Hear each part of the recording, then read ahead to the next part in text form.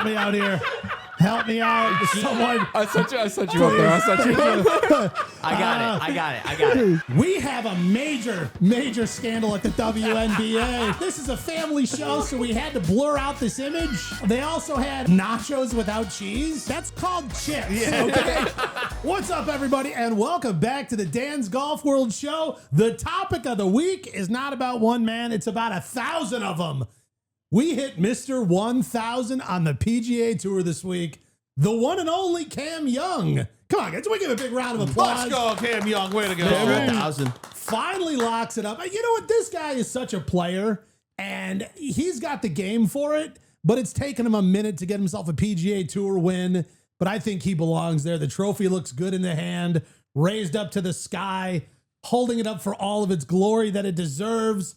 I mean, come on. Look at this guy. TGL hero, finally in the winner's circle at PGA. And the 1,000th guy to do it. I didn't realize we were already there. I didn't think we were even close. Time flies when these guys are winning each and every week. Rich, I got to know right off the bat from you. We fell in love with Cam Young at TGL, I feel like. I mean, that's when we really got to know the guy. But do you think he belonged here? I mean, did this win? He's got the game for it. Where are you at on this? I mean, so I'm just looking here, and he's got over $20 million in earnings. Jeez. Right? So he's definitely kind of like in that Tommy realm. I mean, Tommy's even more eccentric than that, right? But, I mean, he's done very, very well, and, you know, it's great to finally see him actually get that win. And then to be the 1,000th winner, that's pretty cool. It's similar to the Tommy boat. Like, Tommy's a lock for the Ryder Cup. Yes. You know, his world rankings, all that stuff. That the fact that he's in the conversation as well. Like, Cam Young is in the consideration pool of captain's picks from his rankings and obviously his performance. Now getting this win is obviously a huge feather in his cap for Keegan to really take a strong look at him. But again, it's wild. Somebody who has finally lifted the trophy for the very first time is still right up in there in the conversation of the best players in the world to represent the United States at the Ryder Cup at Bethpage Black. Does it hurt you that Tommy was not number 1,000? Because he had the opportunity to be. He probably would have been like, 998 or something if he won a couple weeks ago. But you know, he could have been 1,000. And 1,001 doesn't have the same ring. No. Just doesn't. But in Tommy can't be 1,000 because he still hasn't won. That's what I said. He could be 1,001. Right. 1,007. Here's a question. Do we feel that Cam gets a boost and is now viewed as a better player since he's 1,000? Like, if he was 999, we're like, no, who is 199? Anybody? Kurt Kitayama, maybe? It's probably Kurt Kitayama, right? He won a couple years ago at the I don't know if it was the Honda at the time or if it was the Cognizant, but he had this move, and I did a video on it a long time ago. But his final, on the final hole on 18, he was clearly going to win. He hits this putt to like less than an inch. I think the ball was hanging over the edge, but it's customary with pro golfers that if you're going to take the winning putt, you wait, let the other guy finish out. That way there's not the huge celebration and then the guy has to go, whatever. So he marked his ball. And like his coin was like almost in the cup, but he marks it, and I just thought it was such a power move, a total flex. Oh man! Like, we're gonna need to see that. Right? Good mark it. Hey, can you go ahead and move that marker? It's in my way. Yeah, it's great. Well, you know what I think is so interesting also is really how Cam Young got to where he is, and to me, it is a story of a guy who is a fighter. He's a guy who's got the game in him, and it starts all the way back at the Korn Ferry Tour. Josh, in all of your research, you're sort of a research golf scientist. Have you found anybody else with such an interesting start to their Korn Ferry journey? I'm sorry. I have no clue because, I mean, right off the rip, off a Monday Q in July of 2020, off that Monday Q, he ended up in the tournament in Pinnacle Bank Championship. Ended up finishing T11. Which is killer. Like, you come in, like, you don't even have a spot. You're not even invited in. You just show up to the Monday qualifier. All these guys taking their bags out of the trunk of their car and getting out there and hoping to maybe make some magic happen right off the bat, T11. Yeah, because a lot of people say that this is like a one and done thing when people do this. Yeah. Like, they play one to say they play it, and then they don't make the cut, so they can't do anymore. And the T11 got him invited back to the following week. Yes, which he ended up placing 14th. Again, Invited him back to the next one. Club's back out of the trunk. And then the next tournament, 6th place, got qualified for the next tournament. Then he took 2nd, earning him a temporary membership. So he goes Monday Q to T11, invited back. 14th, invited back. 6th, invited back. 2nd, and now gets himself sort of a special membership exemption to come back and get a few more starts. That's wild. Yeah, and then that same year in the fall, in September, he won the National Children's Hospital Championship, his first professional win, and that locked up a special temporary membership for the Korn Ferry Tour, even more so than the 2nd place. And then only the 10th player to do so. Back-to-back wins. The next week at Savannah Golf Championship, he wins again. And then those 2 wins guaranteed PGA Tour promotion for the 2021-22 season, despite the fact that the Korn Ferry Tour had paused full status promotion due to COVID. Oh, terrible timing. Yeah. Terrible timing. But at least we know. I mean, here's the thing we know. The guy's a closer. You know what I mean? It's not like he just gets kind of right there and then misses that putt to Keegan Bradley and, whatever. We're not naming names here. Everybody leave me alone. It's so sad when he did that. I know. Could have been to 1,000. But then now we kind of got to fast forward because he then makes his way into the PGA Tour, starting to play with the big boys, and then doesn't really do it. Gets close. He's in there. He's in the mix. Top 10 finishes, top 5 finishes. He's all over the place. Making $20 million. $20 million. You know what? I have a feeling he's not pulling the clubs out of the trunk of his own car anymore. Right. I wonder, like, even if we look back, we go through, okay, Monday Q, you're pulling the clubs out of your own trunk of your car. That's how it's going. How many wins or these top finishes before, like, someone's like, hey, let me grab those clubs for you? I mean, the 3rd, the 4th. I mean, I don't know. Well, but I think it has to do a lot with where you're playing too, right? I don't know. I just imagine these guys just pulling up at the parking lot, like looking for a spot like at the grocery store where you're like zigzagging, looking for somewhere like kind of close to the clubhouse. Like, no, I mean, the players. I mean, you've got to, at these tournaments, they've got to have designated player parking. Yes. Right. And then they've got to have designated people because every single player's got clubs. Yeah. So there's got to be people there that are taking their clubs. Okay. I did a story a while back at the John Deere Classic, and I was asked to cover Lexus and their sort of integration and their sponsorship at that event. Lexus at that event provides cars for every single player. And for the entire week, like from the time they land at the airport, they get their car there and then it's theirs until the end of the tournament. From that point on, the players, most of them like to drive themselves. These guys are control freaks. Like, I'm not even kidding. On my way to the Masters, I'm sitting at a red light and I look over and John Rahm's driving. Like right next to me. I'm just like, like, hey, John, whatever. So, I mean, the players, even in those sponsored car situations at a PGA Tour event, are still driving themselves. And then when they get there, a lot of these guys, their clubs were in their own car, but their caddy would meet them over there and they would. So, I mean, he probably didn't have a sponsored car. His clubs are in his car probably. And there's a chance he's logging them out himself. That's all I'm saying. Got to be at least one cart boy that comes out. Well, hold on. What's so wrong about getting out your own clubs? It's not. I think it's just a status symbol. Like, do you think Scottie Scheffler has ever put clubs in the back of a Toyota Corolla in the last 2 years? Yeah. He drove himself to Valhalla. Well, wait. Move over the diaper bag. You also have the caveat of Toyota Corolla. Yeah. Although we did see, it wasn't too long ago, Scottie sold his, what is it, like a Tahoe or something like that. It was like an old SUV, like super old. And he sold it for charity. And then Jim Nance goes in and buys it. And so now he's got that. It's not even like a special car. It's just like a hoopty SUV that has got like 700,000 miles on it. And didn't he try to buy like a beater? And then like who's Scottie? Yeah, and someone on his team was like, that's not happening. He was like up at the used car lot. Like, dude, right? Yeah, just so we're clear, you won $67 million this year. I mean, even like, we were just talking last week about Joaquin Niemann sort of out-earning Scottie in terms of this year. Well, that already all ends because Scottie just gets his Comcast top 10 player of the year bonus, which is like, I forgot what it was. It was like another 10 or 15 million just for doing a nice job. Here's my question though. Okay. They've got this pool of like 20 or 30 million dollars. I don't have the numbers in front of me that is just given out to the top players, the Comcast Top Players Award, whatever. Isn't that what prize money is? Like, that's a top player award. Like, why don't you just bake that into the prize pool of the existing tournaments? Like, why do we set a lump aside that is like, well, you won tournaments, so here's more money? It's like, well, why didn't you just give that to me back then when I won the tournament? Like, because you just said Comcast 4 times.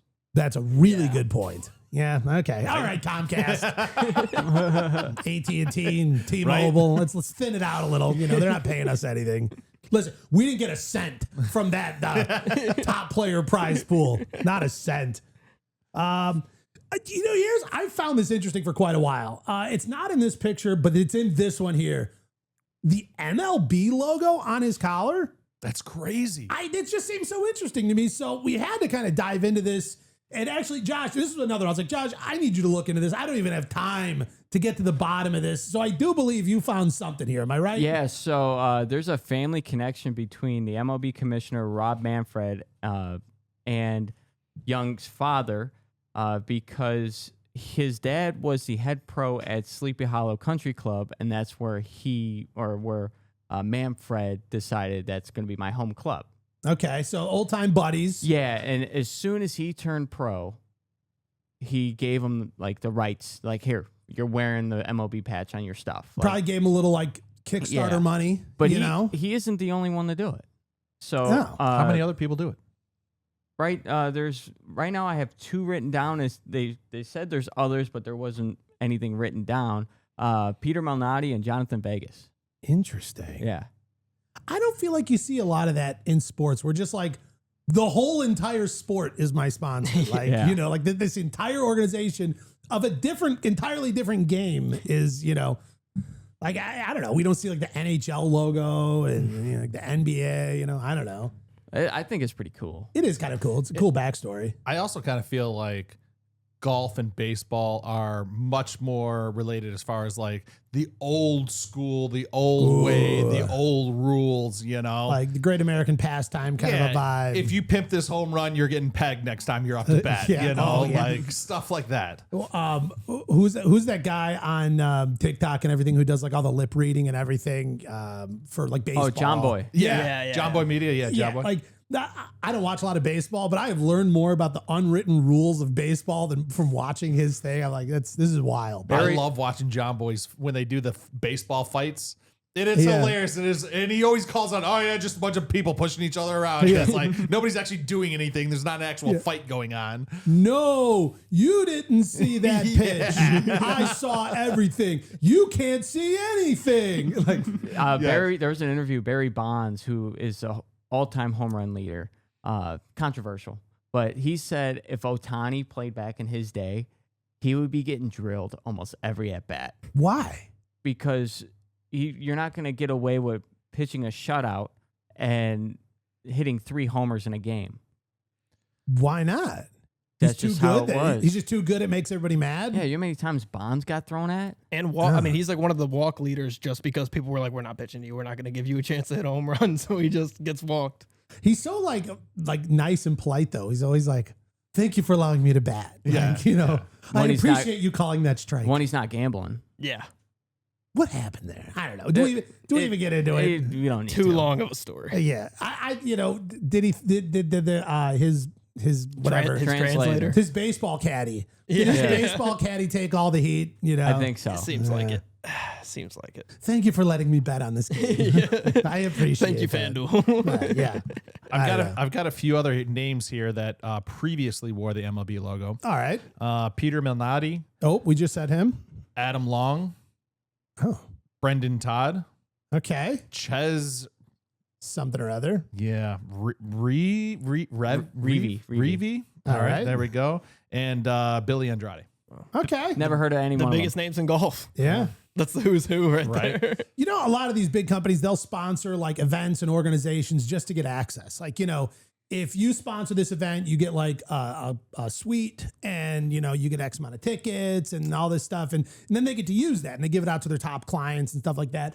Like, I wonder, in stuff like that, like, is it like we really want to get the logo out there, or by getting some access into the PGA Tour, we all love golf, so now we get to like, stand next to these guys when they hold the trophy, and it's kind of fun. Like, it's probably all of it. It's everything, right? Like, hey, my logo's getting out there. People, we're sitting here talking about baseball and a golf show. It's true. Like, they're John also Boy, getting the whole access. thing. Yeah, you know. And I don't think they're short for money to sponsor a guy who just became pro. I think they can afford that. Right? Like a guy who's Monday queuing on the Corn Ferry Tour. I wonder if they get like the gold card, the MLB gold card. What's that? After you're a 10-year, 8 or 10-year 7, vet, I think. 7. Yeah. You get this gold card, and you get, say you want to go to a game, show your gold card, you get the best tickets available. So just the best seat that's not taken. Yep. What if it's sold out? Then you can't get in. Nothing's ever sold out in the Oh, MLB. I bet you that they'll still get them in. Like, See, if that- you can't get in, here's a box. I've wondered about that as well, because it says you can they just go up there and they can do it. A lot of guys, they've said they've never used it. Weird. Is it though? I mean, like, if you spend that's how it 10 always years of is. your life like doing that, and you're on the field every single time, like you just want to go into all these games, like, Yeah, they're like, oh, there's a day game at yeah, like, Comiskey or whatever it's called now. and like if I've played 7 to 10 years in the league and I have a gold card and I'm here at Wrigley, don't I just have a phone number I can call to go to a suite? Yeah, like I'm just gonna go down to the locker room and wait. Like, it's fine. My buddy like fist bumping everybody. Right. Yeah, especially because it's a regular season game. You're not going to go in the crowd at Wrigley and walk up to the box office and wait in line. Right? Come on. Yeah. Checking your watch. You're just like, come on, this thing's gonna start. I need a hot dog. Speaking of getting tickets into big sporting events, did you guys hear about the big controversy that's going on with the Super Bowl? No. So all of these players, every player in the NFL gets access to Super Bowl tickets. It varies depending on what team you're on, if you're in the playoffs, how deep you're making the playoffs. There's a lot of different variables on how many seats you can buy. You buy them just at face value. So if you're like a third string kicker for a garbage team, like, okay, you can have like a half a seat in the back. Well, they're going to guarantee, I think it's like 4 or 6, 4 or 8 or something like that they guarantee to give you if you want it. A lot of players don't even do it, but if you want it, you can do it. Well, there's a whole big thing because part of the rule is you're not allowed to sell those tickets. And so now people are buying them for, $800, whatever it is, $1,000 or whatever their seats are, face value. And they're turning around and selling them for, 10, 15 grand and stuff like that, some ridiculous amounts. Okay. Yeah. Loophole. Which, like, in this modern world, like, they can track tickets when they're transferred and emailed and all this other stuff. Like, it seems pretty, like, hard to hide. Right. It's like the old days where it's like, okay, your tickets will be in the mail, Well, and now they know, all right, section 420, seat 36, they know whose ticket that is. Yeah. That's Dan Evans' ticket, Like, Now, could you, let's say you're the football player and you want to, like, gift it to your mother. Like, can you give it to somebody like that? Well, depending on if you're in the Super Bowl, of course you're not going to be sitting in those seats. You're going to have to give them away anyways. Like a player who gets access to tickets, though, do they? you're just not allowed to resell it to make a profit. Because that's what I'm wondering. If it's like, no, I know that guy. Like, we used to, work together down. Yeah, at but the if you're thing. just selling them on like, SeatGeek, Yeah. like, how can you be like, hey, just let them know that you didn't buy them from SeatGeek. yeah, it's like, well, no, we could see that you bought them on ZG. Like, My thing is though, like, let's say they don't let them sell them or whatever, and they just give them to the public. Like, they don't give the tickets free to the football players. A lot of those people are going to resell them too. So like, they're still getting sold at the end of the day. It's weird if like a top end money making player does it, but like if it's like a third string kicker, like you said, and he wants to make a couple bands, I don't see the problem with it. well, I mean, you could see one of these kickers be like, listen, you make $1,400 a week. I make $1,400 in 7 days. I need this money. Sorry. I didn't have to go there. That's We're not funny. at that segment yet. But I mean, if you think about like how many players there are and how many tickets they're getting, like it says here, what does it say? Like, does every player in the entire NFL organization get access to tickets? They get, Yes. Yeah. but Is they that like can't. the whole stadium? They can't all get 4 though. I think some of them only get like 1 or 2. Like I think you have to be in the game to get the 4 that Rich is talking about. Maybe I'm wrong. No, But- if you're in the game, you get like a lot. Like, Oh, really? Like it was like 12 or 15 or I don't know what So number really, was. It was it's a lot. not that Super Bowl tickets are so expensive. It's just they got to make up for half the place didn't pay. Yeah. I mean, Like each person who pays has to pay for like 9 other seats of people who didn't pay. I don't think the Super Bowl's hurting for money. yeah. They're like, oh, come on, well, we better boost that up a few They're bucks. $4.8 million 30-second spots they're selling. Yeah, They're crunching numbers in the Right. back. How are we going to profit off this? sweating. Yeah. It was close. Yeah, it was a It tough was year. close. Got to get them back next year. Wow. It's a interesting controversy because some of these guys are like, what a money-making opportunity. It's sitting right in front of me. It's easy, but it's not allowed.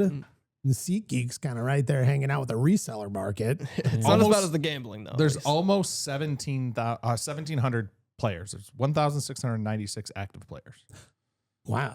Well, that's a lot. That is a very lot. And then I wonder, like, do other people within the organization, like, does like a coach, does he get access to some tickets? For Does- sure. Well, and aren't there like 15 coaches per Right. team? Like, and then you get the guy who like smears the mud on the ball. Like, does he get tickets? Like, I don't know. That's interesting, though, that you said that about how many players then, because I thought there would be significantly more tickets than if you gave 4 to each one. But when you think about it, like, what does the Super Bowl stadium hold usually? 50, 60K? Yeah. Yeah. So, So like- always the big ones. Yeah, so it's like... So is not- it 10,000 of the 60 are given away? Right, yeah. Or, but again, they're not given away. They're still They're buying it, aren't sold. they? yeah, They're just, yes. you know, so they're, yeah. And like you said, not nearly every player wants them. I would say most probably don't really care, to be honest. Right. Like, is it wait in line? Yeah, Like, yeah, like, exactly. you know. Well, and a lot of those things, like, you know, there was a lot of these stories, like people who went to the Olympics, like they traveled around the world, they wanted to be at the Olympics. But when they got there, like, it was actually like not easy. Like, there's so many people traveling there. Like, accommodations are impossible to find. Like, you can't, like, streets are all shut down. Like, I do imagine, like, it's, you know, if you're kind of a VIP kind of a person, you've got some status in football to like, you might not feel like it. You're like, you know what? I don't know if I feel like doing all that. Like, you know, waiting like 2.5 hours for an Uber because you can't get anywhere, you know. Which is crazy. It's like that with other things too. Like there was a national junior gold. It's called Junior Gold National Bowling Tournament. It was in Chicago when I was 16, and people were booking out hotel rooms. Were in my town, and I'm like half hour, 45 minutes from all the bowling alleys. How many people came to town? A few hundred? Sorry. They got big families. I No, think. there was 2,500 kids in my division alone. Oh, wow. Okay. It's a lot.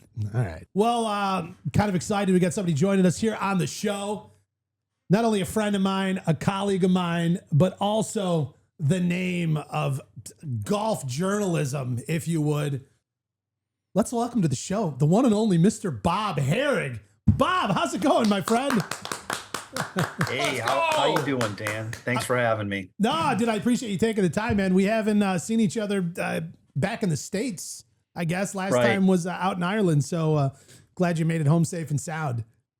Just happy to have figured out this technology to be able to get on with you here. You know, I'm a little challenged once in a while, but it worked, Hey, man. so I'm happy.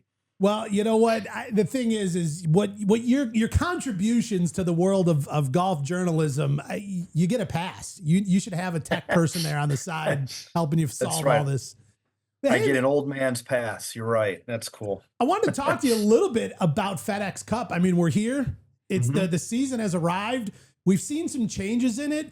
You know, before we kind of dive in too deep, where are you kind of at? Is this an exciting year for the FedEx Cup? You know, kind of give me your initial take on where we're at with things.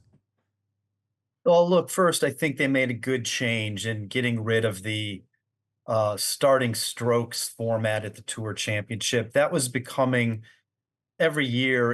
It just was dominating the conversation.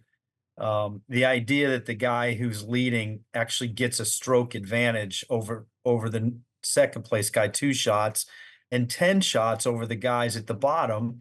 Those guys at the bottom almost, you know, after day one, unless they shot 65, they were pretty much out of it. And I think it took some of the buzz away. I mean, so this year we're going to have in Atlanta in 2 weeks, we're going to have a regular tournament. Yeah. which is what that used to always be.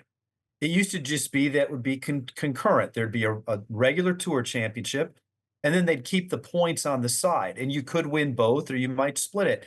And, I go back to 2018. If we'd have had this current format or the one that they just switched off of, Tiger Woods would not have gotten credit for winning the tour championship as it went down exactly. He won the tournament. Justin Rose won the FedEx Cup. So, like, as it turned out, Tiger finished second in the FedEx Cup by a shot or two.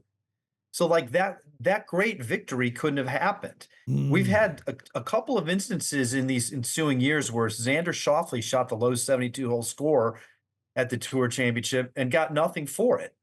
He didn't get a win, and it wasn't good enough to surpass the points leader. So this is better. All right. So let's start there. This is Sure. better. It's a good step in the right direction. The problem, though, is as we're already seeing with the Memphis event, like look, this could have happened last year anyway. In fact, I should back up. Rory skipping this week.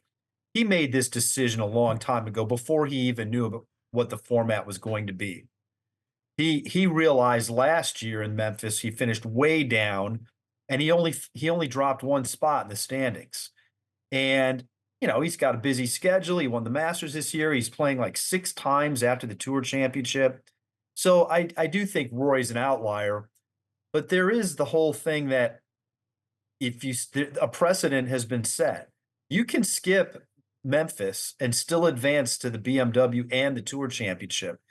And do they want that? Is that what you want? Do you want any of your players to be missing? The flip side is, can you force them to play? Can you make them play? That's not how the tour works. They're not forced to play any event. So I think they have something to think about here. They've got to probably work through that. There could be, I've seen a great idea broached where you just let them have the points in the regular season. Obviously, Scottie just got rewarded big time. Got a $10 million bonus from the tour, $8 million Comcast bonus. Rory got $10 million total from both of those from where they finished in the points at the end of the regular season. And, look, at the end of the regular season in baseball, there's no advantage for the teams that make the playoffs other than home field. If the best team in baseball, say the Dodgers, plays the worst team and loses, they're out. So why not have a system where in Memphis, where there's 70 players, just play a 72-hole tournament, and the top 50 at the end of the week go to the BMW, no matter who they are. Forget the points. Do you risk losing Scottie Scheffler? Yes. I mean, doesn't the NFL risk losing the best team in the playoffs? That's part of the allure. Frankly, I think it would be way more compelling. Now, Scottie's only got to beat 20 guys. When's the last time he finished outside of the top 50 in a tournament? Yeah. But right. on the other hand, if he were to start on Thursday in Memphis and shoot 73, and we're like in 48th place, well, all of a sudden now he's got to step it up a little bit, and that would be interesting. Yeah. And if we miss him next week, maybe that's the price you pay.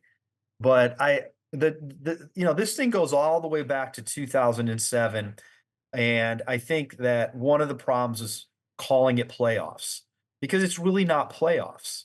Like, not enough guys are eliminated. But I get why they don't want to eliminate them, because you want your stars at the Tour Championship. Well, this seems like a pretty good trade-off. Like, out of 70 guys, you'd like to think that the best 50 are going to beat 20 other guys. And maybe there's an outlier or two who gets in, which is a great story. Same thing for the following week. When you got 50 at the BMW, only 30 advanced to the Tour Championship, but you're starting at 0. You have to do it again. It's just like in team sports. When you advance from one playoff series to the next, you're starting again. It's a 7-game series. You've got to win those 4. You don't have any advantage. You got to do it again. So frankly, would the tour have the guts to do something like that? I'm not really sure. They typically are going to take the safe route, and the safe route is to have the best players in Atlanta. And we know right now that Scottie, Rory, basically everybody in the top 10 10, 12 guys is going to be there. And that's what they want. So anyway, it's a long-winded explanation of where we're at, and I'm sort of intrigued to see where it goes.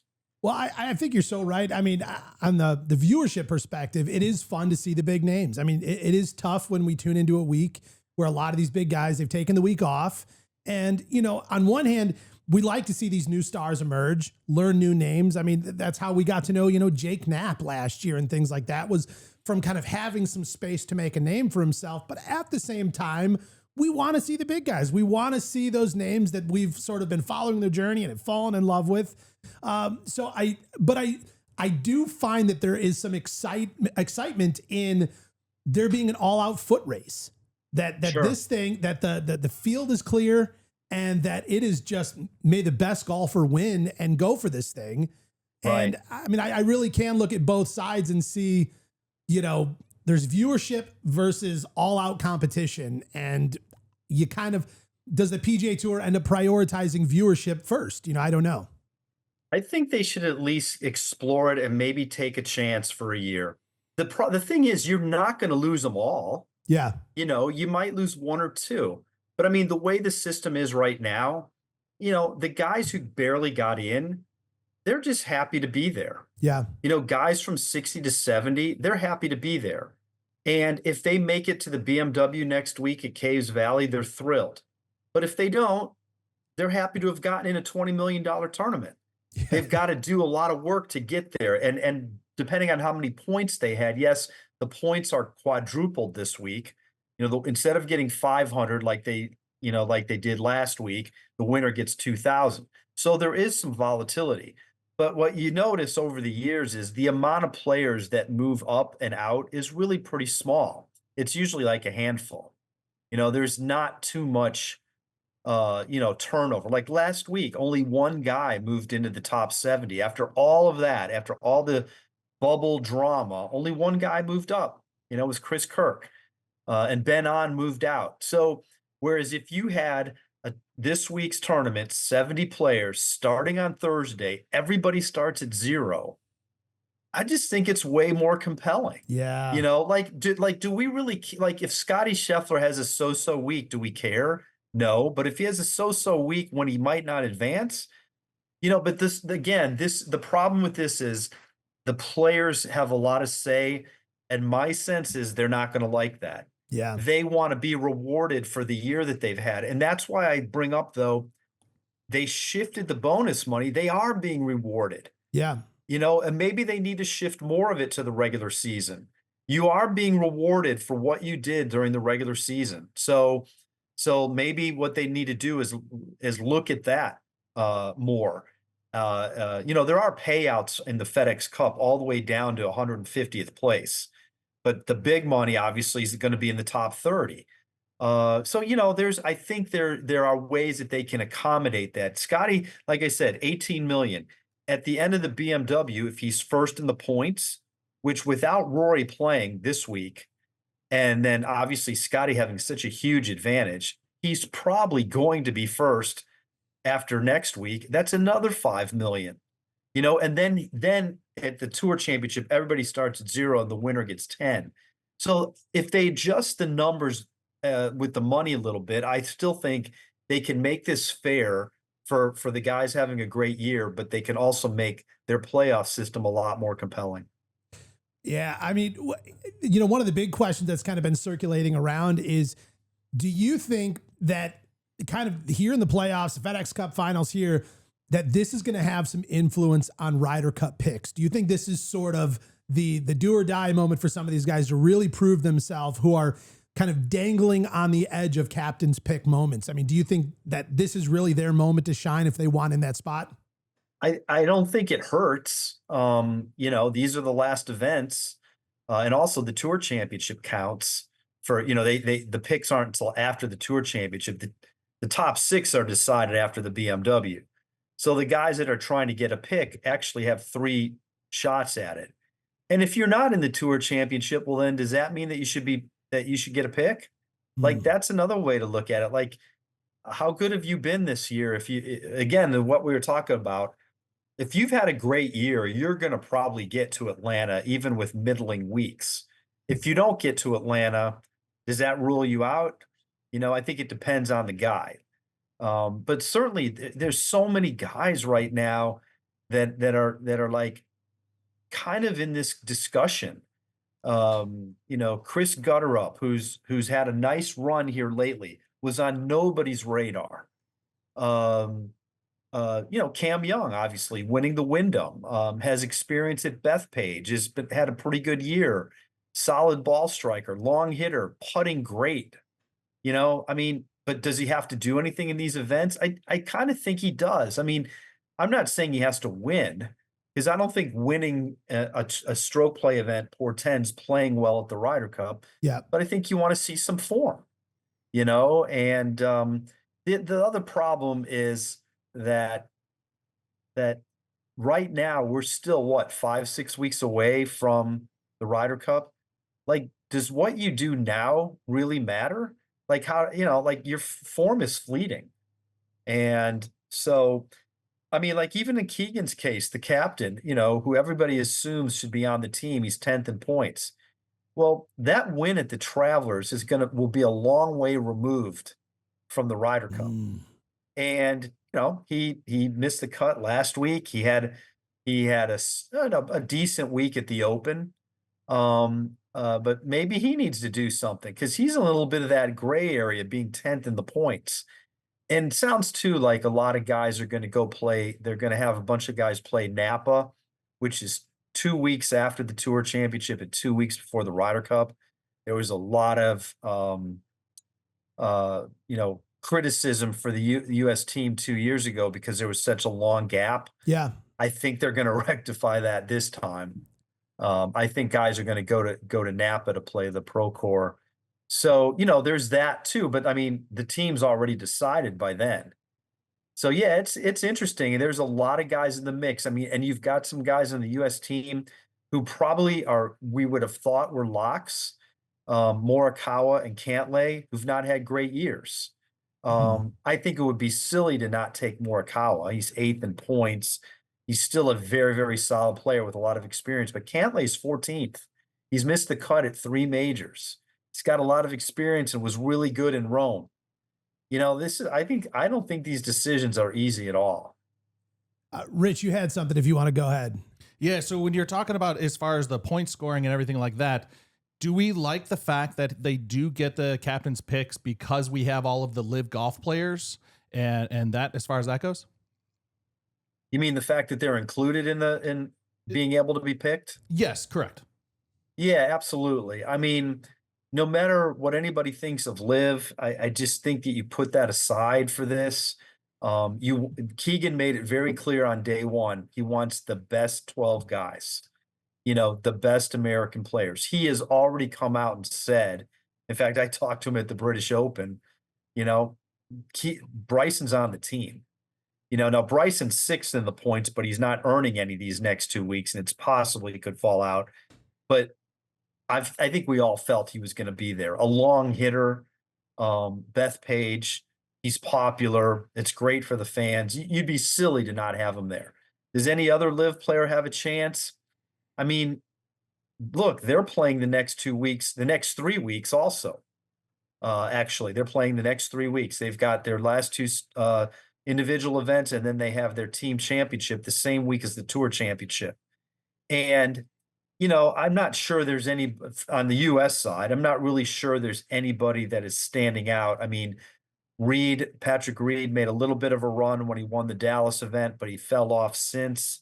Not sure he's a great fit for Bethpage. Obviously, Brooks Koepka won the 2019 PGA at Bethpage, and he played on the last Ryder Cup team, the last several. He's just not had a great year. But what if he does? What if he has a couple of really strong weeks here, and turns it around and plays well in their team event? Do you consider him? I would. I think you have to consider everything. I don't think you should be ruling out anybody. That's the whole point of having all those picks. Well, you mentioned that the story broke on Keegan at the Open. The story didn't just break, Bob. You broke that story. And that was a lot of fun, getting to kind of work by your side and a lot of these tournaments. And to sort of just, I remember this moment you were kind of hustling around. There was a lot going on. And I just knew Bob was onto something. He was hot on the trail of something. And the way that went down was I was mad at myself because I missed him when he came off the course. And apparently nobody got him. It was crazy. Like, just as an aside, nobody that I know of spoke to Keegan last week in Greensboro. He's the Ryder Cup captain. He missed the cut. He's got a chance to be on the team. There's all these little issues swirling around and nobody talked to him. And after Bryson got done at the Open, in fact, I asked him, have you spoken to Keegan this week? And that's when Bryson disclosed that he had, and that Keegan had left sort of an inspirational message in their lockers, but he didn't want to say what it was. So that's why I wanted to try to reach Keegan. And he was already gone, so he was on his way to Dublin. I got him, via text. And then in the same conversation, I asked him, look, Bryson looks pretty solid. He just shot 64 today. He barely made the cut and ends up finishing 10th. But there is a chance that he could fall out, and I just was sort of leading to, what do you make? I was thinking he was going to give me the political answer, and he didn't. He basically said, Bryson's going to be a great player for us. So he put to bed any thought that there could be any issue with Bryson, which frankly is smart, because if Bryson does fall to 7th, there's that chatter, like the chatter about, well, should we have a live guy or all that? I mean, 2 years ago, Brooks actually fell out of the top 6 and was a pick, but Brooks had won the PGA that year. He had also won a couple of live events. Bryson has contended in 2 of the 4 majors this year. He missed the cut at the US Open. He was in the last group at the Masters. He finished 2nd at the PGA, and at least he had a good tournament at the Open where he's not played very well. That doesn't necessarily translate to the Ryder Cup, but it's good form. So of course you would think that they want to have him. And so it'll be interesting to see if anybody else, like Koepka, can get on a little bit of a roll here these next couple of weeks and give Keegan something to think about. I'll tell you what, that's why Keegan's our captain. That is why he is our Captain America. He took leadership. He took a stand. He made a statement. He wasn't afraid to put it out there. I mean, I don't know. It's an exciting time in golf. I do love this sort of, even though the majors are done, which is sort of like that major letdown after major season. Yeah. But when it's, the FedEx Cup really helps bring some life back, and then a Ryder Cup year. I mean, all of it is exciting. Bob, I mean, could we say that Keegan possibly is one of the best captains we've ever had? You know what? Throw that to Bob. I think you got to wait and see how this goes down. I mean, it's early. I do think. Well, we've all decided we're winning it, and we're just shutting everybody else out. So the wind's in the bag. The wind's in the bag. I mean, look, the European team, basically, it looks like 11 of their guys from last time are going to be there. Now, are they all playing at the same level? Maybe not. But Rory's playing pretty good. Rahm's good. Hatton's good.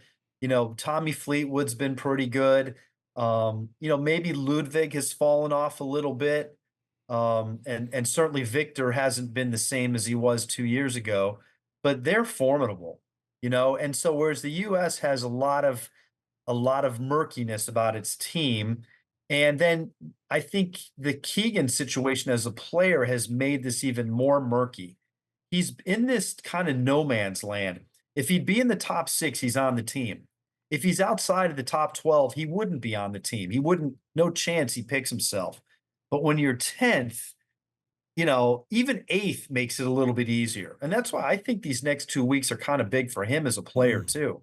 It'd be way better and easier for him to pick himself if he's a little bit closer to the top 6 and shows a little bit more form. You look at the world rankings, he's 10th in the world. How do you not take him? Well, because he's the captain and there's a lot of duties with that. That's why I think you have to wait on this. Yeah. Because what if that goes bad?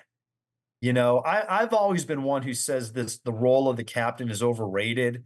Like they probably know pairings now, They know the core of their team. They know pairings. They know what they're going to do. Certainly the first day, they're going to have those matchups set. They don't change much from the morning to the afternoon, what they were planning on doing. It's very rare. Like they'll have a lineup for the morning and they'll have in their heads what they want to do in the afternoon. So let's say Keegan doesn't play in the morning. He can watch what's going on.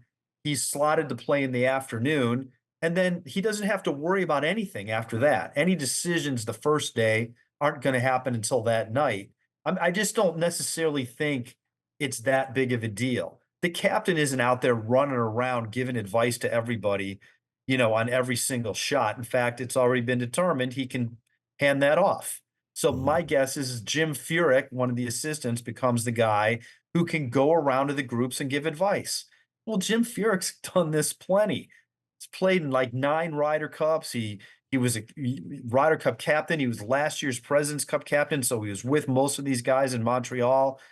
I do think some of it is overrated. The problem is, though, if there is anything that goes bad, the chatter about it will be relentless. Just like the last time, with when JT got picked and Keegan didn't. Even though I'm not necessarily thinking that the U.S. wins if you change any of that, that became a huge talking point, and sometimes that creates problems. Last one before we let you go. Do you think there's going to be any Tiger Woods involvement in the Ryder Cup whatsoever? I kind of doubt it. Yeah. I mean, I thought that maybe there was a chance for him to be an assistant. And, him and Keegan are pretty tight. They talk a lot. Keegan has said that. He said Tiger's been helpful. I mean, Tiger was a playing captain at the President's Cup at Royal Melbourne in 2019. But Tiger, one of the things for Tiger is I think he doesn't like the idea of getting so much attention and pulling it away from everything else. And also, let's be honest, it's not that easy for him to get around yet. So, does he want to risk, the crowds and everything? My sense is he's done this before where he's sort of been involved from afar. Yeah. Wow. All right, Bob. Well, I appreciate you jumping on, kind of getting us caught up in the world of golf. I'm not sure which tournament I'll see you at next. Definitely I'll be at the Ryder Cup. I'll see you there. Yep. But thanks for jumping on with us today. I appreciate your time. Happy to do it. Thanks, Dan. Have a good rest of the day. Take care, Bob. Thank you. Ladies and gentlemen, Bob Harig. Let's go. All right. Woo. Thank you. You know what, guys? I tell you what, I like Bob. He's a good dude, and he is a wealth of knowledge, and he's a pleasure to work by his side at a lot of these tournaments, but also awesome to have him on the show. Some cool insight, though. Am I right? Oh, Yeah. it was so awesome. Just, you can I mean, how many years has he been reporting in golf? All of them. All of them? Yeah. Since the beginning of golf? I saw pictures of him. He used to be the guy on ESPN for golf, like on the microphone, talking on TV. So He was awesome. there with his notepad at the first Open. You know what I mean? Like, talking. Oh, jeez. At the Open of the Open. Yeah. Dad joke, sorry. But no, I mean, just so cool. Like the intricate knowledge that he has Yeah. of the way he's weaving and talking about the PGA, of how he thinks the points should go with the FedEx Cup. And like, I haven't heard anybody enunciate. That's not the right word. Articulate. Yeah. Yes. I haven't heard anybody articulate the way the FedEx Cup is and the way it could be improved so well than just that right there. Truthfully, if there was ever like an outside of the organization person to come in and at least share ideas, he would be a guy. I'm like, somebody talk to Bob. Like if you're wondering some ideas, some formats, some suggestions for the tour, the playoffs, whatever, he would be my captain's pick for somebody outside of the organization to go in and at least give advice. And so, because he's just not only a wealth of knowledge, but he is so deeply invested and ingrained in this golf world that he understands it like no other. And I love it. Even when I'm at tournaments, there's so many times where if I'm trying to put something together, I just lean over. He is golf Google. I mean, I'm just Golf Google. He really Love is. it. Yeah, I'm like, hey Bob, when was the last time somebody went 2-0 and this and that? He was like, oh yeah, that was easily this guy, but the time before that because it didn't really count, and then this and that. I'm like, ChatGPT at golf. Yeah. yeah. And he's like, what store are you working? I'm like, nothing. I just wanted to hear you say that. It's just, I don't know. Sorry. Sorry to interrupt you. That's also really cool that it seems like you and Bob have developed a good friendship. Yeah, you know what? What I love about it is I'm kind of still, in terms of the golf world, even though I've been doing it for a couple of years now, still kind of a new guy. He looks out for me. He's like, Dan, how's it going? Like, how's your place? Did you figure out transportation? Like, hey, just to let you know, they're going to be doing the flash interviews over here. So if you're wanting to get any of these guys, you're not going to find them over there. Try and get over there, or even, and like at the Masters, there's an announcement over the loudspeaker that's like, Keegan Bradley is on his way to the interview room or the press conference room or whatever. And then Keegan Bradley has arrived. Well, I get to some tournaments, they don't do that. You've got to watch like, hey, they're on 18. They're going to be going there and there's no announcement.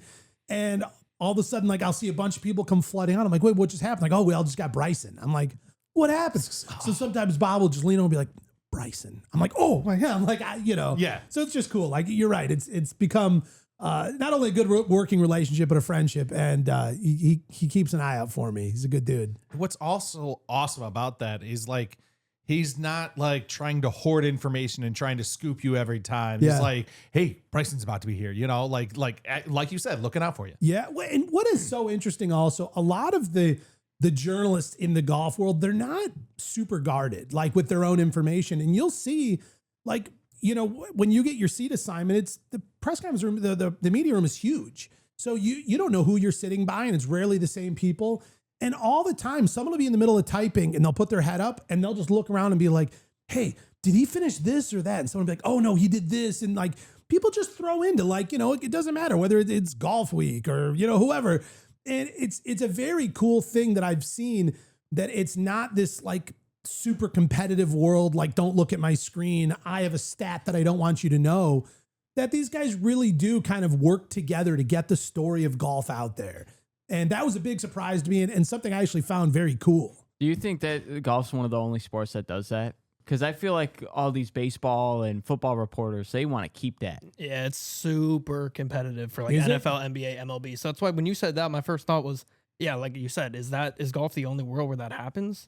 Because I've never covered any other sport. I did go to the NFL draft. That was a little different because, there's not like, there's no game happening. There's no score or anything. But I don't know. So this is my only sort of like perception of how this goes. So I guess in my mind, I didn't think it would go like this. But then I also never really considered the fact of how it would go anywhere else. But Fair enough. They could be very unique to other sports. And I think it's kind of cool. That's awesome. Good old Bob Harig, man. Yeah, I know. And I loved what he said when he was comparing the FedEx Cup, the new format, to like different sports or whatever. The first thing I thought of was, I don't know if you guys are like college basketball fans, but in college basketball, there's for each. I nodded yes, but Why? for each conference, there's He's like I know there's college and I know they play basketball. Basketball, yeah, and they get super mad in March for some reason. March yeah. Madness. Thank you. For each conference, there's a regular season championship and then the tournament championship.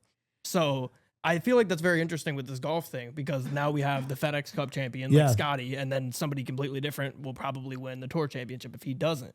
So I wonder how the fans are going to like anoint who's the real champion, because there's always a debate in college basketball. It's like, well, the tournament's more fun. Yeah. Like you win it at the end, but oh, you did better in the regular season. So it's interesting. I wonder how we're going to receive that in the first year of this happening. Is it like, the valedictorian and the, you know what I mean? Like you've got these like various awards at graduation. Exactly. If there's two champions, there's got to be there's one. Like I think the part that I find really interesting is the fact that there's players out there playing to impress Keegan Bradley, including Keegan Bradley. Correct.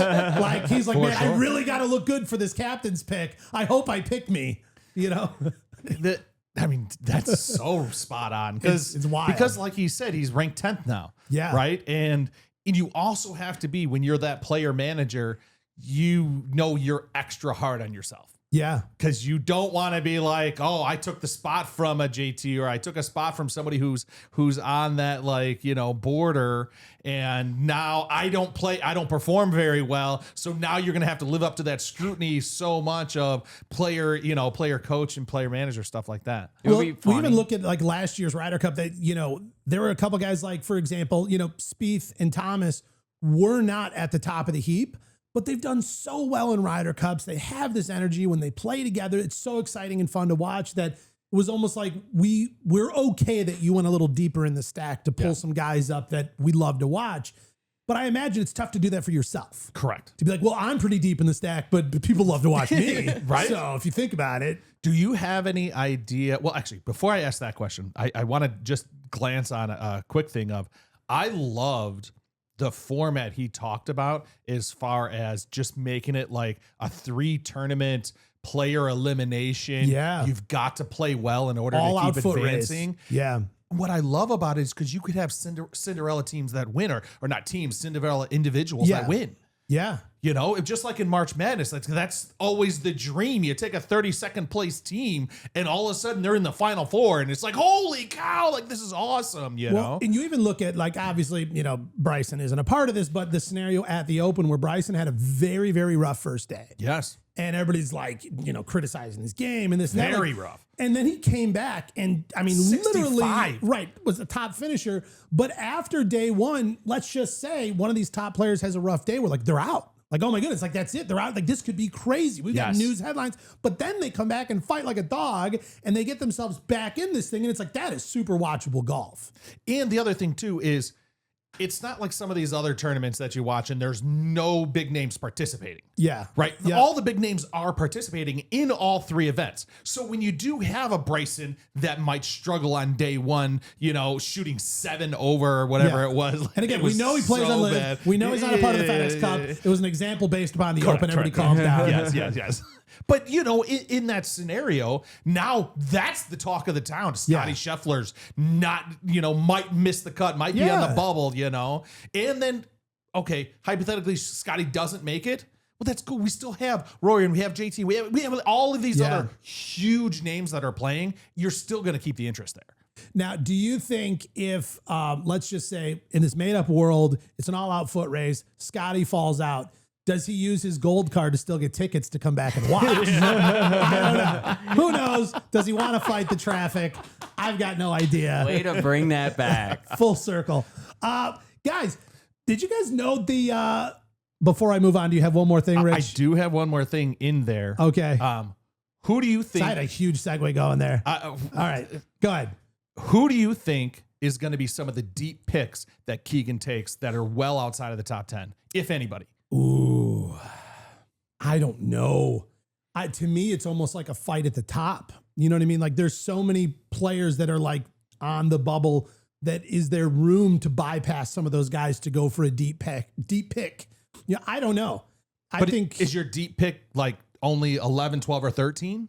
Well, right. I mean, I think, is Spieth even a part of the conversation this year? I don't think so. I don't think so. Right. I mean, would you rather see JJ Spawn out there over Spieth? You know what I mean? I don't know. That's tough. But at the same time, it's like he's had one heck of a season, obviously won himself a major this year and has continued to do well versus somebody who's like, yeah, but like historically, and if you remember in 2015 and, all this other stuff, it's like, I don't know. Does that get you a win at the Ryder Cup? All I'll say is if Keegan decides not to choose himself, he better repeat exactly what he did in Full Swing when he was chosen not to pick. He was so devastated. He's talking to himself, though. His wife's like hugging him. I know, it's honey. okay, honey, you didn't pick you. Yeah. He's got himself on speaker. Like, I don't know how you do that. Like, I've been waiting 5 to 7 minutes to say that joke. I'm glad. It was worth it. Happy Gilmore, guys. We've talked so much about it. Like, I mean, it's at the top of the story in golf.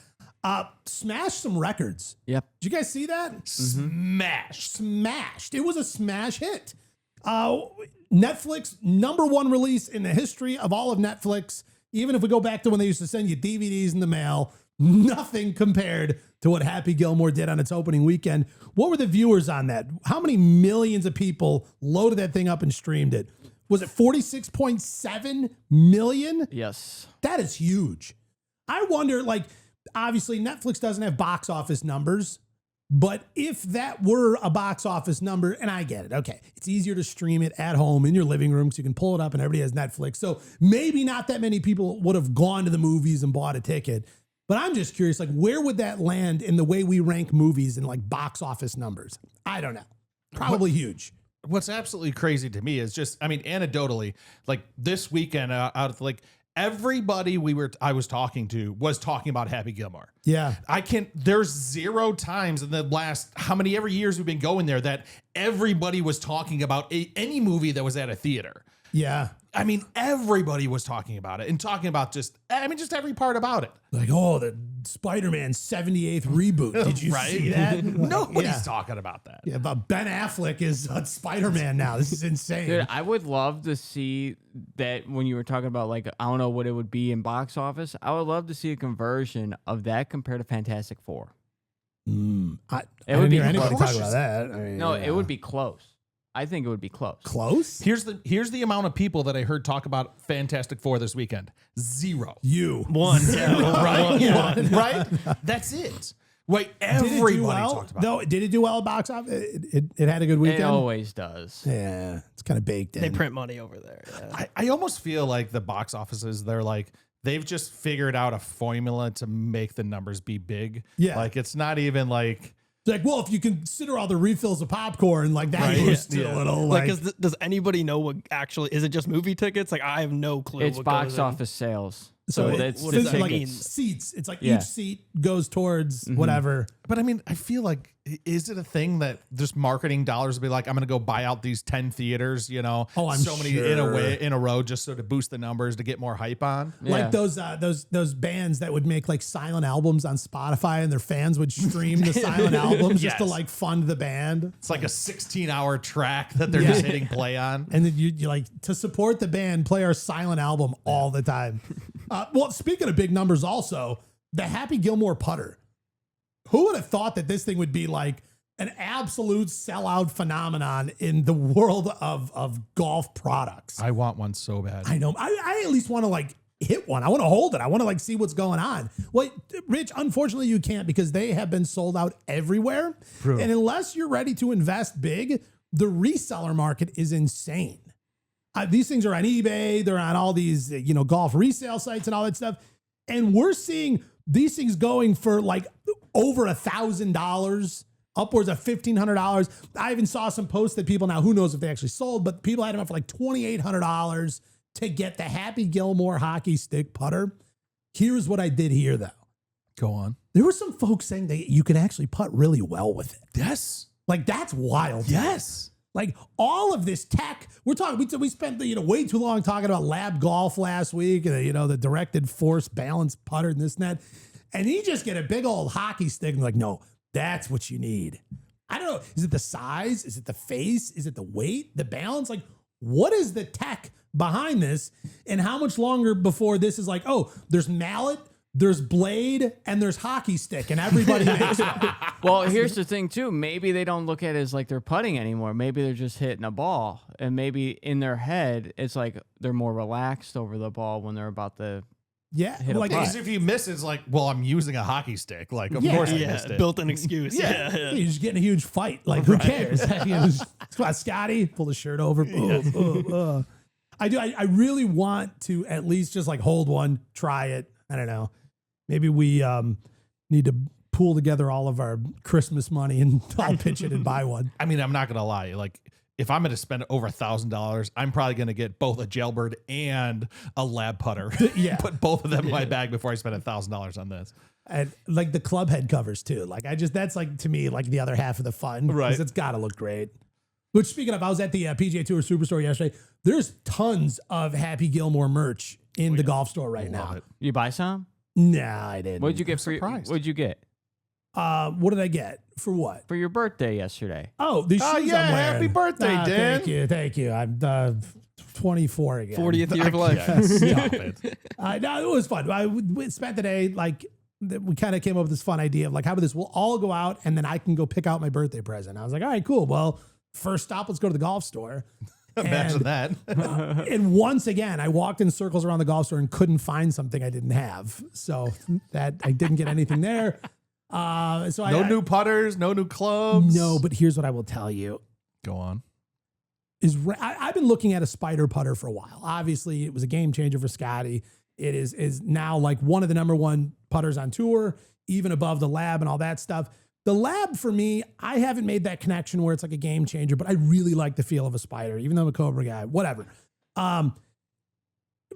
My son, we're walking in the putter section. He goes, "Here, Dad, try this one." Out of nowhere, just hands me any random club. Right. It was a Spider. And it was this shorter length shaft that I really like. Was it the 18-inch one? Not like crazy short, just like shorter. Like I don't like a putter that I feel like is like way out there and I'm like, woo, all that stuff. I started draining putts in the little practice area thing. And I was like, I did not walk in here to buy golf clubs. And like, it was that your was not my birthday? goal. I know. I mean, you had the get out of jail I free know. card. Your wife would be like, "Yep, get it. It's your birthday." And there was like 3 different times. I was like, all right, guys, let's go look at the shoes. And then I was like, let's go see those putters again. And I kept grabbing. But the funniest thing is my son just handed me any putt. He just walked in and just goes, "Here, Dad, do this one." And I was like, wait, this is the one I've been looking for. Boom. And it's kind of on sale. It was like $295 instead of like $450, whatever all the other ones are. I mean, in Golf Mac, that's basically free. That's clearance. Like, That you know. is I mean, listen, I've spent more on balls that have gone in ponds this year. You know what I mean? I don't know. I don't need it. I don't need anything else. Speaking of falling out of the number one spot, though, Nelly Korda, after 17 months at the number one spot, number one female golfer in the world, has dropped down to number 2. Friend of the show. Friend of the show. We're all a little heartbroken for her. Big Dave. All right, quick predictions. Does she ever make it back to number 1? And if so, how long are we waiting? 2 weeks. 2 weeks? Wow, that's a quick bounce. Remember you talked about bounce back birdies? A few bounce back birdies, boom. I mean, I was just gonna say like next tournament. Next tournament, Yeah, just she like- just beat her and then she'll be up there. Well, you they're know, neck down. and neck because she just got passed, right? Yeah. Who's the number one now, Dan? Who do we got here? What's her name? Uh, Come on, help me out here. Help me out. Someone. I sent you up there. I got it. He really did. Hold on. I got to climb back out from under the bus. Yeah. Gino. Her name is Gino Thidikul. Oh, yeah, totally. Yeah. What I was gonna say. Yeah. No, but I Thank mean, you. she just passed her, and she didn't finish that much higher than her. It's not like she won a tournament and passed her. So Yeah. I mean, they're neck and neck. Yeah, and I think like what she needed to just be a top 25 finish to keep it herself. So it's not even like she took second and lost. Yeah, You know what I mean? She Like, took T30th and took over. yeah. So I feel like just getting herself right back up there into the top finishing, it won't take If she just long. finishes higher than her in the next tournament, she'll probably. pass Nellie's her. just having a rough year because she's been dealing with neck issues, neck Yeah. and back issues. But she's been dealing with it last year too. Remember when she was on that hot streak 6 in a row or 5 in a row or whatever, Yeah. and then she had she didn't play one because of her neck and back. Yeah, that was wild. It was just like win. I need a break, like, and then came back and just kept doing it. Well, I mean, it's crazy here. It shows that Nellie's gotten 0 wins this year, and last year she had 7. well, again, Big difference. going back to Bob Harig, he was like, your game is very fickle, not fecal, fickle. You know what I mean? Well, my game is fecal. But that it comes and goes. It's like, hey, you had wins at this point in time. That doesn't mean you're going to perform well on this day at that tournament, unless your name is Scottie Scheffler, because he just always seems to perform well. But that's a different story. But it's true. There is something about this game where it can come, it can go, and it can disappear in a heartbeat, and then it can come right back. I think the most heartbreaking part has to be, though, is just the breaking of the streak. She had 72 consecutive weeks at number 1. Yeah. And so even by coming back, awesome, great to be there. But it's just like, yeah, but it was fun counting up those numbers. And now I have to go back to like, well, yeah, my total weeks is going up, but not my consecutive weeks. Yeah, it's like the Undertaker after his WrestleMania streak was broken, and he wins the one after. It's like it don't mean nothing. That's no more. exactly what it's like. Yeah. Except for the difference is you have to actually win at golf. It's not just a story written. The writer, producers in the back. So here's the question. We all agree Nellie's going to retake the number 1. For sure. Yeah. Oh yeah. Does she get that 17 months again? Ooh. I don't know. If she plays as she's playing this year now. Hey, she's just got to stay healthy. Like It's a big wild card, right? when she was on the show, I don't know if you guys even noticed it. Even when she was on months ago, she was still all taped up on her neck and her back and stuff like that. What's also interesting with that is that's what Scottie was dealing with a little bit last year was neck issues. So like, we see this in the number one spot, and apparently, and maybe what it's from is looking down on everybody. It just strains your neck from that number one spot. I don't know. I'm not sure what causes it, but we're seeing a rash of neck injuries in number one players in the world. Nellie's comment when she gets on, this is a big day for you guys. Yeah. How's the neck? Nellie's gonna come back after missing number one, have that tendon cut or split on the hip. Just start the launching Gilmore balls. surgery.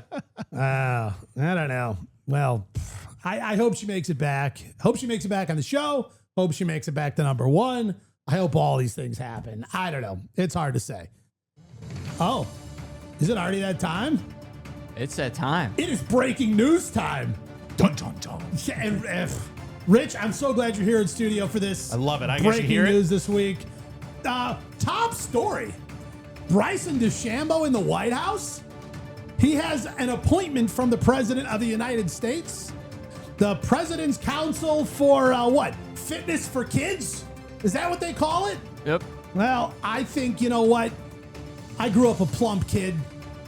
I didn't have a Bryson DeChambeau out looking around for me, making sure I was getting out there, getting moving. So regardless of what your opinions are in this modern world, to me, this seems like a good thing. The face of sports, somebody kids look up to, encouraging kids to get out there and get moving and active. Bryson DeChambeau, thank you. Thank you for your service and whatever you're going to do. Do you think he's going to incorporate, in school, we used to have like the presidential fitness test. Do you think there's going to be like Barstool? They've got like the combine. Yeah. Like who's going to have you got to make a putt and then you got to break 50 and then you got to whatever. I don't know. Who knows? I mean, Nick Bosa, Saquon Barkley, and Triple H are also in there.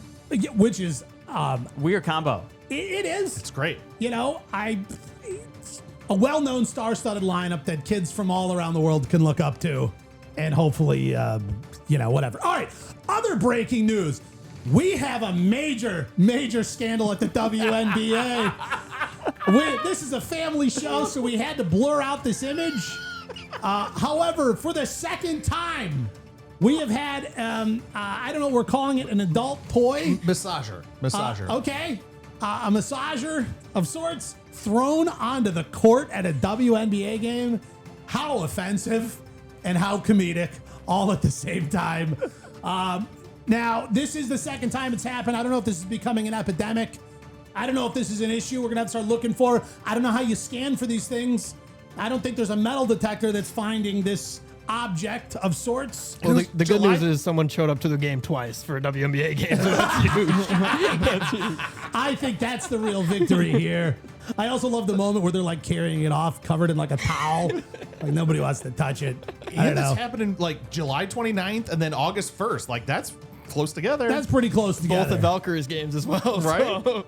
Last but not least, in breaking news, we had ourselves a Major League Baseball Fire Fest. They brought a Major League Baseball game inside of a NASCAR racetrack. I mean, it's not an arena, a NASCAR track, whatever you call it. Massive attendance, but had a few bugs along the way.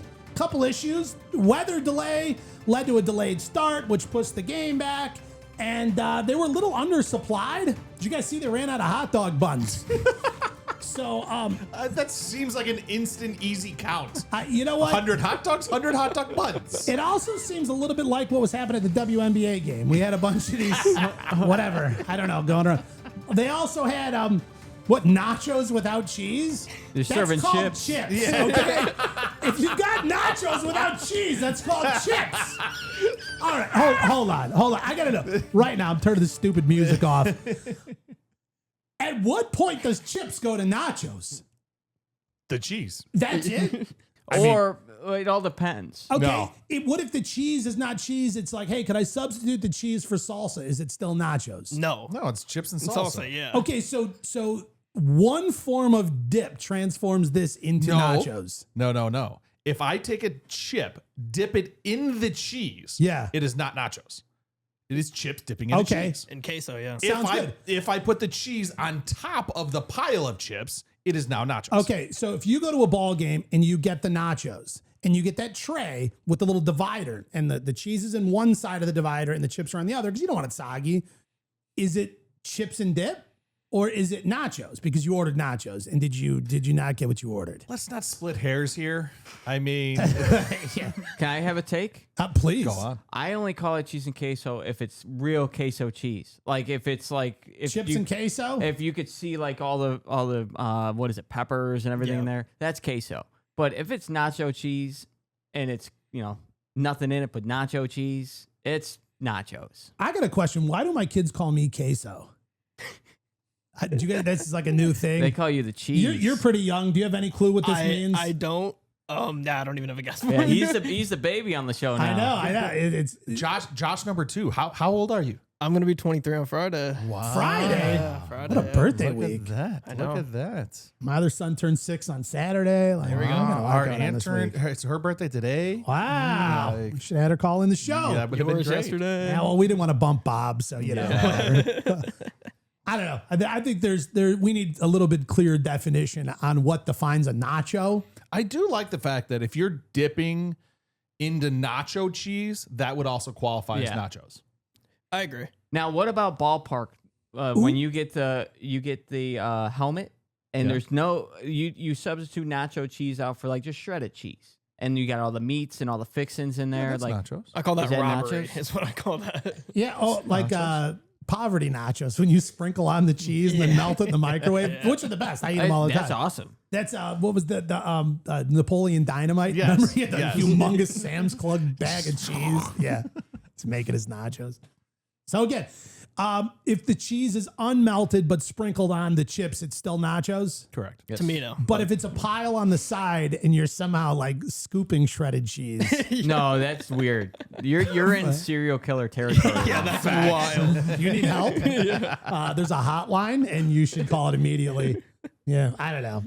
I think I don't know. We need to get a little clearer definition on what truly makes a nacho. Because to me, if I go to like a restaurant and I sit down and I'm like, ooh, for an appetizer, we're gonna get some nachos for the table, and they bring me a pile of chips with a little cup of dip like attached, I don't feel like I got nachos. That's all I'm saying. Yeah.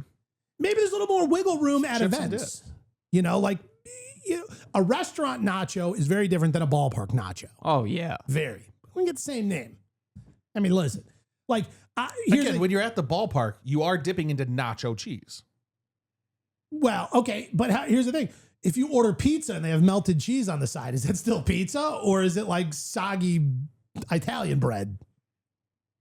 Ever try pizza with nacho cheese? No. It's good. No, I didn't want to go to jail. That is very risky territory. All right, whatever. I don't know.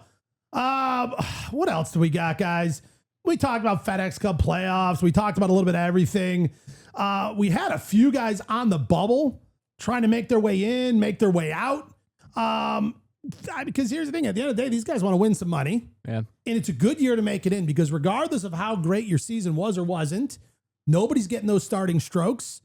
And all you need is, I mean, because how demoralizing is it that you've been fighting against Scottie Scheffler all year and then they just give him 10 strokes to start the day off? You're like, what's the point? I'm going home. I'm going to sit on the couch and melt some cheese on some chips. Call it nachos. I don't know. If you see that bubble, though, I mean, one thing, we know how bad of a season Max almost had, obviously. Yeah. But when you look at it and you see it there, 111, I mean, he was 41 spots off. 41 spots He wasn't even off. close. Yeah. Yeah. Well, and that's the other thing, too, about like FedEx Cup points are obviously different than official World Golf Ranking points. Yeah. Because those do carry over. So you're having the good last year. You still have a ton of points going into this year. They kind of take time to expire. FedEx Cup points, though, you don't get any from last year. Right. So it doesn't matter how well you were doing. You start over and you got to earn a whole bunch again this year. I'll tell you something. I know Max Home was carrying his bag out of his own car. Got no caddy. Oh, dude, he's been on the caddy rotation. I feel like, I don't know, just call me crazy. Is there Crazy. more caddy rotation this year than we're used to? Yeah. I feel like it's been, Morikawa, we had Homa, we had Joel Damon. He's, I don't know. It seems like there's a lot going on. Yeah. I think everybody needs to settle down. I think there's a lot of also big names that are struggling this year. Yeah. So that could be, we're just noticing, I think people in that range probably change caddies a lot. We just don't usually talk about them. It's kind of a good point. Yeah. Usually it's like, we don't know who got his clubs out of his car. This Right. guy drove here by himself. What's crazy, I have the FedEx points up. Yeah. So we have Scottie, 4,800 points. Crushing. Just crushing. 1362 over second place of Rory. 1362. Like, And gets no strokes at the tour championship. His gap is the amount of points a lot of guys would just like to earn total. but then what's also crazy between that and then you go to third place, so you're 1362, it's 2,200 point difference between third place. So Rory is crushing third place. Yeah. Wow. Like he's almost 1,000 points over third place. And so then between first and third is just it's 2,200 points. Yeah. It's That's a absolutely lot. crazy. Then when you look third through you step all the way down to eighth place, you're at 2,600 points. So you go from 22 to 2,600 points. That's third through eighth place. They're all just bunched right in there. Now, keep in mind, this tournament, the points are boosted.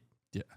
So He said 5 that? usually it's about like 500 point, but 2,000 per it tournament goes to now. now 2,000. So you Yeah. can make a So 4x. massive surge. 4x points. That's a lot. Yeah. Which again, like let's just say, you're down at the bottom and you take a win, but it still wasn't enough points to make it to the next one would be insane. They're like, hey, congratulations, you're still going home. You Right. beat everybody. Right. But this is, good job. And we're still going to give the whole thing to because Scottie. that's what is that? 4 tournaments, 4 regular tournaments. Yep. in A points? worth of points. Yeah. No, because if you win, you get 2,000 points, right? Yeah. You do Well, now. I mean, I'm saying 12th place only has 1,600 points. So if you have 0 points, you're catapulted. You would be ninth place yeah, well deserved. for sure. That's the whole purpose. Yeah. Winning in the sure. playoffs.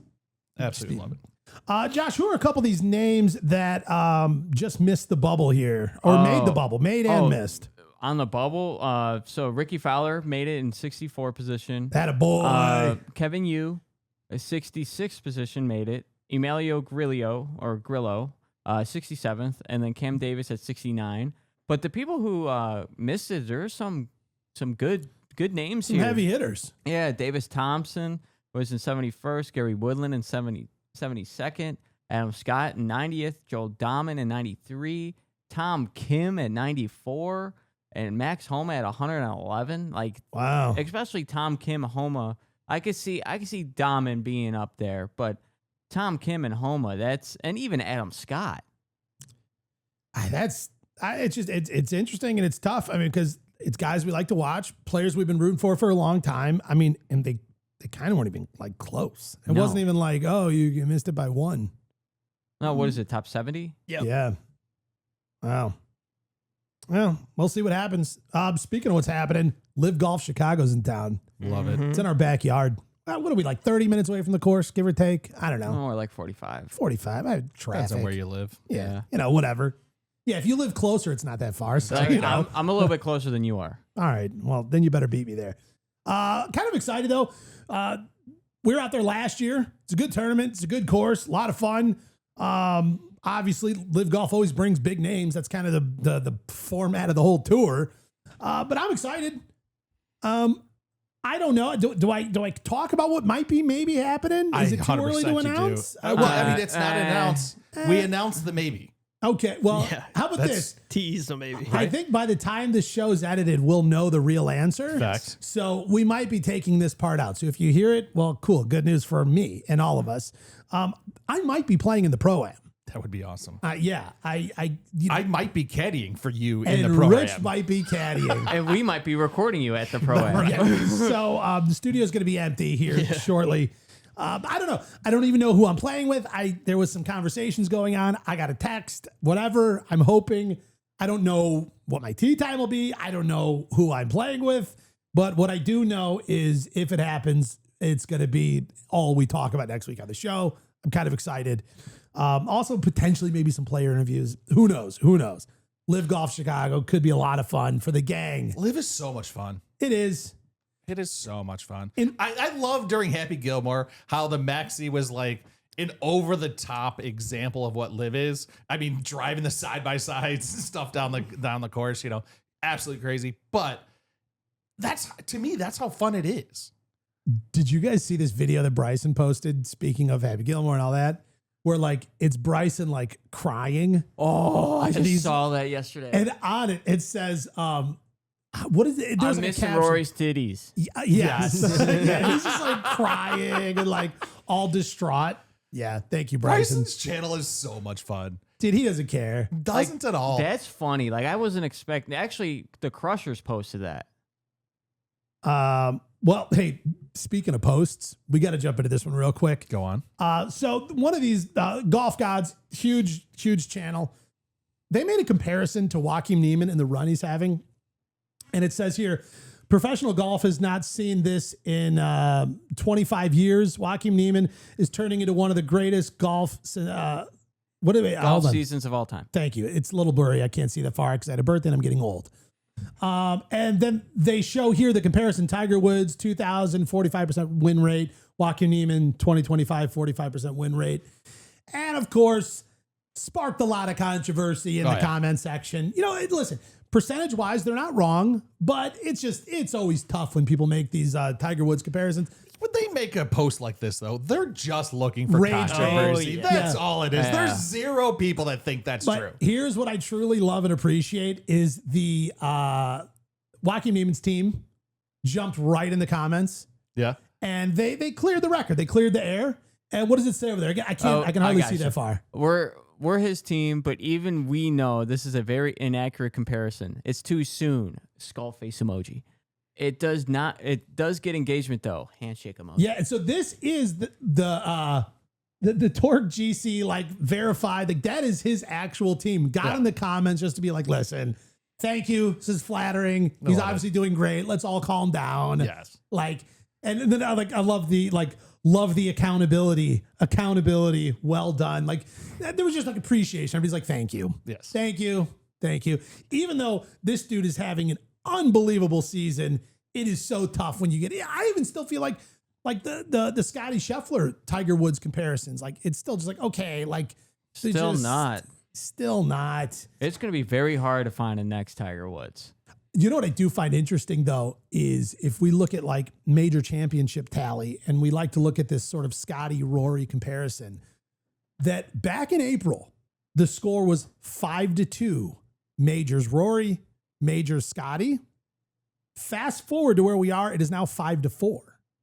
How quick things can change. Correct. How quick. Yeah. Yeah. But even still, it's like, let's not make Tiger comparisons yet. Here's the question. Do we feel Rory can still add to the 5-4 race? Interesting. Do we feel like Scottie can add to the 5-4 race? Yes. Yes. That's an instant, right? Everybody Yes. hears yes instantly. Yes. Can Rory, and everybody's like, I don't know. I mean, Rory won the Masters this year, and we're all questioning, can he win again? I don't think so. I appreciate we talked a couple weeks ago like the Tiger Phil and then the Scottie Rory whatever, like who's the new Phil, the Tiger and whatever. Again, I listen to a lot of Dan Rappaport. I like his show. I think he's got killer insight. Really do. So this is a plug to his show. So I'm just quoting a conversation that he was having because I found this so interesting. He was kind of going deeper on this sort of Phil Tiger comparison. They said, if we remember, Phil was first and he was the Tiger. He was the sweetheart. He came up, he was young, he came on the scene, he was winning everything. And then out of nowhere comes this sort of like other quirky, sort of not your average pro golfer guy who just starts dominating and just pushed him out of the spotlight.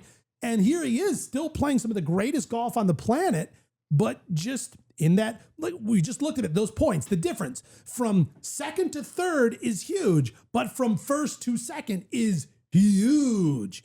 And so it's not that Rory by any stretch of the means is not playing fantastic golf. I mean, he is way up in second, but just cannot gain any ground on where Scottie Scheffler is.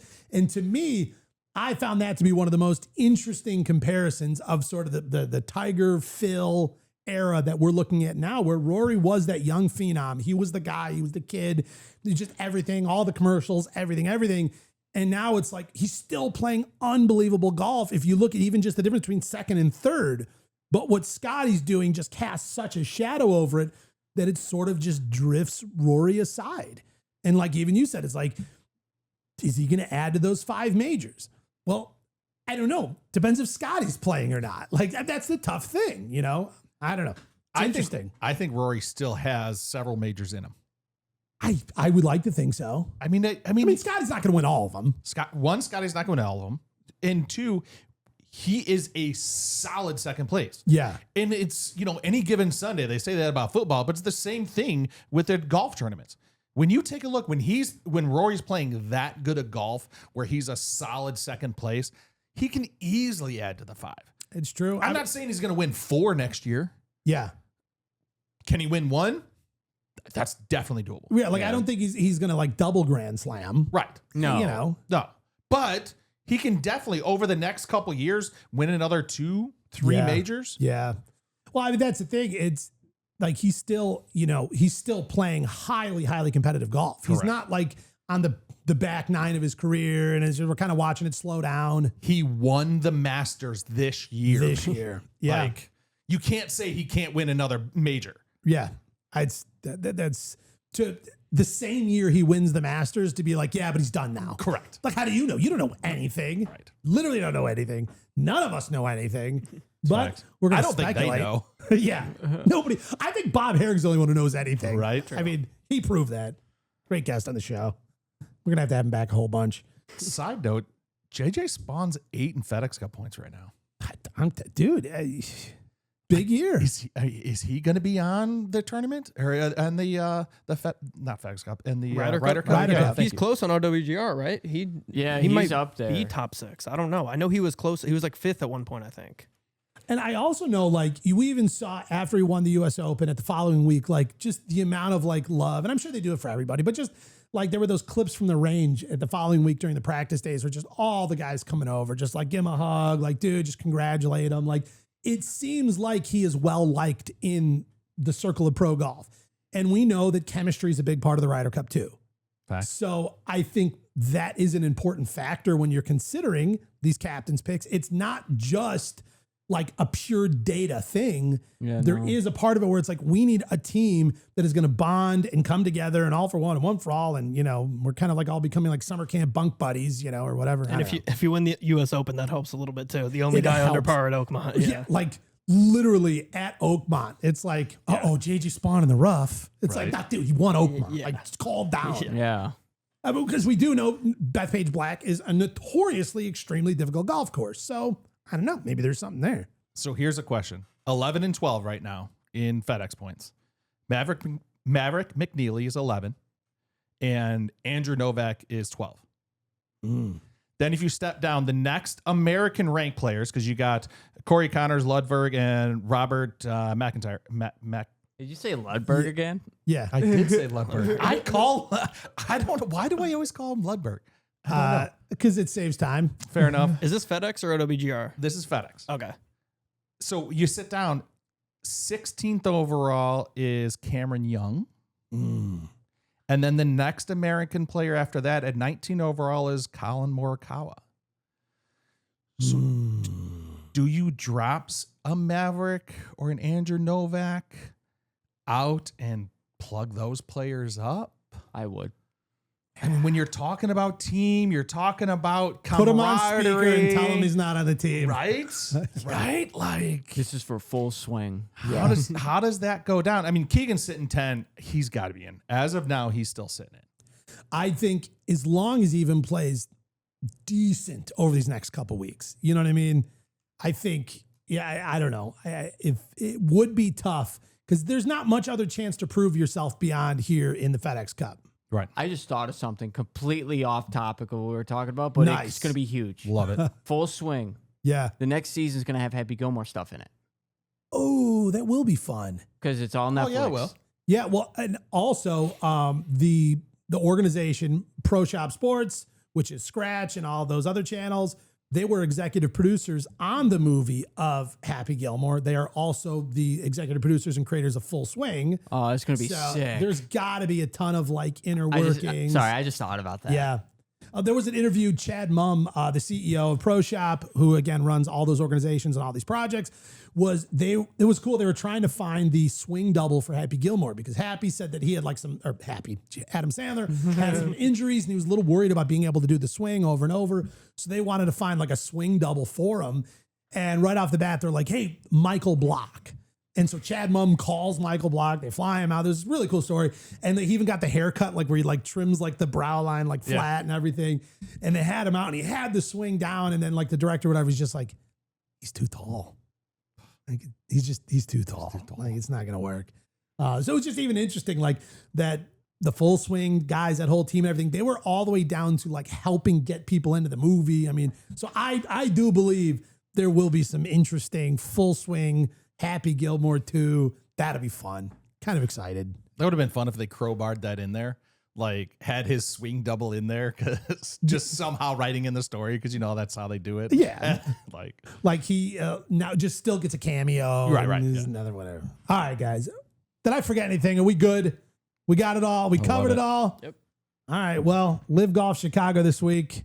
Hopefully, I'm playing in the Pro-Am. If I'm not, beep that part out. Hopefully, I'm going to follow you along. Yeah, and hopefully we get a golf cart because that's a big course. I would rather not be the caddy, because I'd rather you actually have a caddy. Yeah. And I just am able to follow you on the cart or something like that, just filming the day. Well, I've never played out there before. I don't really know the course. And so usually when I'm at a new course, I get like the Grint or like the Blue Tees app. Yeah. And I'm like on there, like literally like I'll hit my shot and then like I'll pull open the app because I don't memorize the course and like, I'm going to hit 3 wood. Right.